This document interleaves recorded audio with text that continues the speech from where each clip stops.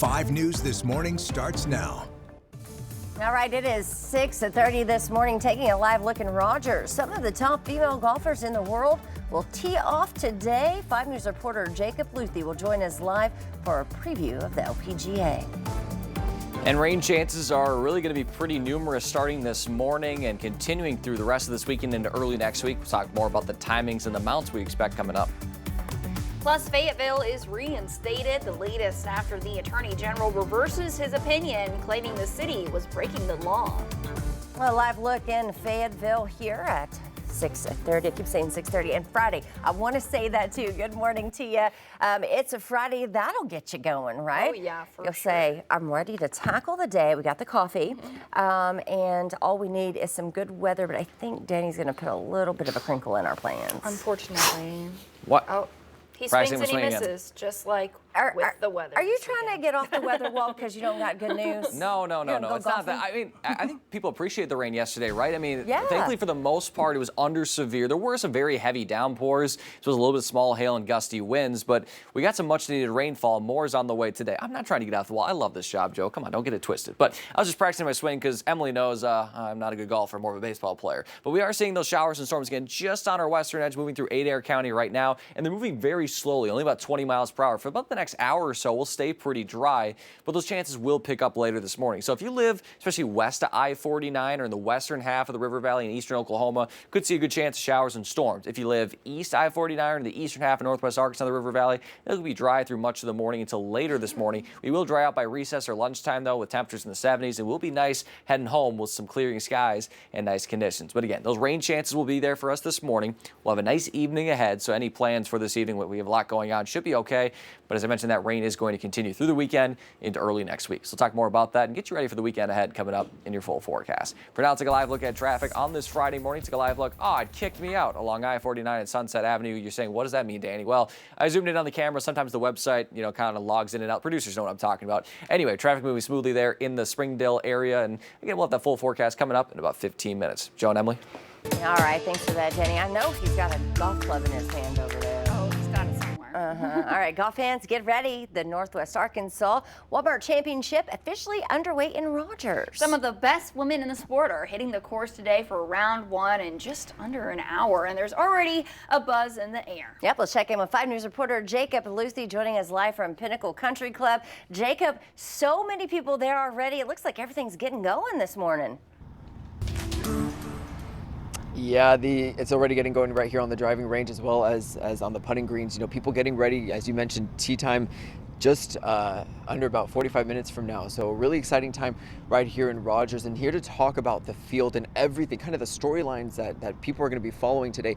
Jeremy Friedman, he is media coordinator here. Director extraordinaire. He's been helping us all week long. He's been great. Talk to us a little bit about this field. It's an exciting time for these golfers, but especially for the people that get to come watch this competition. Yeah, I appreciate you guys being here today. It's you can see the driving range. It's packed. Our first tee time, as you said, is in about 45 minutes. This is one of the strongest fields in recent memory for this tournament. We got 17 of the top 25 players in the world.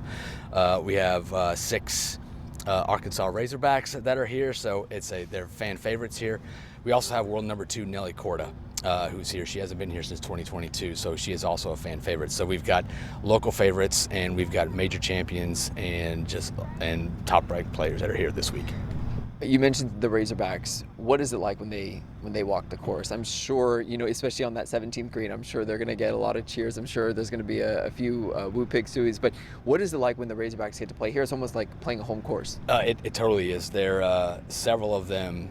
They know this course like the back of their hand. One of the players, one of the former Razorbacks, Brooke Matthews, grew up here on this course. So she knows every inch of this property. So it is when they come and play here, it's familiarity, right? And for a lot of the other players that come here, a lot of them have been coming here for years, and it's such a big community-driven event. The players love coming to see. The players love to see the fans. There's going to be fans on number 1 tee at 7:10. They love to see that.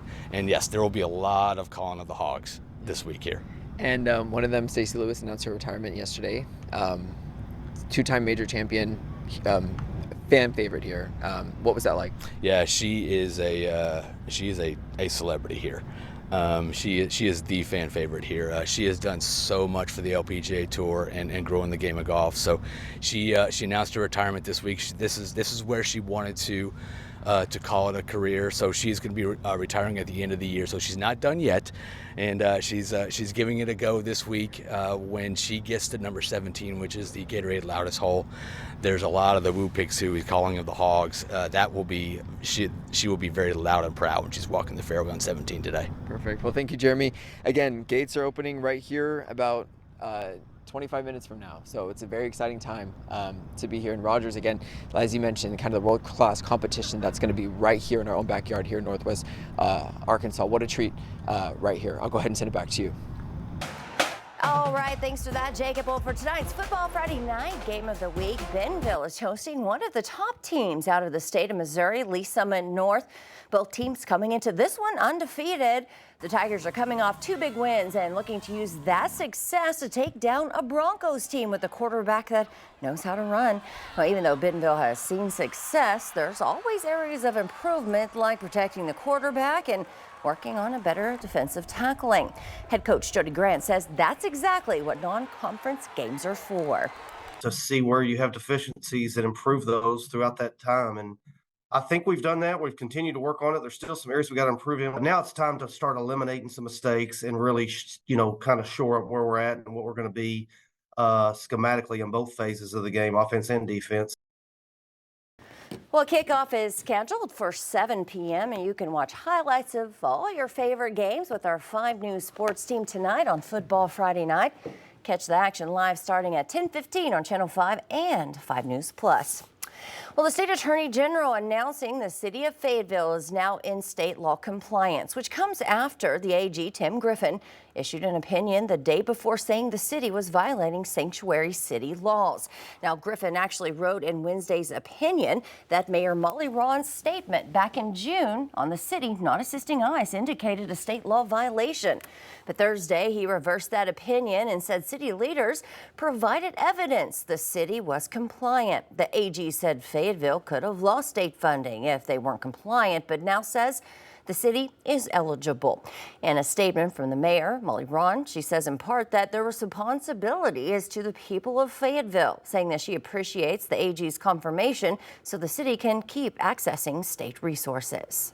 We're following breaking news out of Washington this morning. Authorities say they've recovered human remains believed to be Travis Decker, the fugitive accused of killing his 3 daughters. Investigators found the remains in a remote wooded area, but say DNA testing is still needed for confirmation. Decker had been on the run since May when the girls' mother reported Decker failed to bring them back home after a scheduled visit. 3 days later, the girls were discovered dead at a campsite in the Cascade Mountains. The 32-year-old former Army soldier was wanted nationwide, with the FBI offering a reward for his capture. Authorities say they're optimistic and hopeful that this heartbreaking chapter may soon come to a close for the family. This is a collaborated effort, and we're just hoping that this will bring the closure that our community's been looking for, brings justice to Peyton, Evelyn, and Olivia, and hopefully bring some closure for Whitney and her family so they can rest a little bit easier at night. A GoFundMe has been set up to help Whitney Decker pay for funeral expenses, legal costs, and to help her rebuild after the traumatic losses of her daughters. Well, late-night hosts are defending fellow comedian Jimmy Kimmel. ABC indefinitely suspended his late-night show over recent comments he made about the investigation into the Charlie Kirk shooting.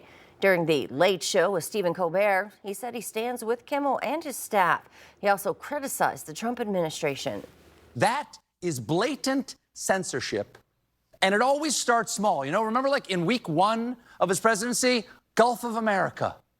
Call it Gulf of America. Sure, seems harmless, but with an autocrat, you cannot give an inch. Well, during a press conference Thursday, President Trump spoke about Kimmel's suspension. Jimmy Kimmel was fired because he had bad ratings more than anything else, and he said a horrible thing about a great gentleman known as Charlie Kirk.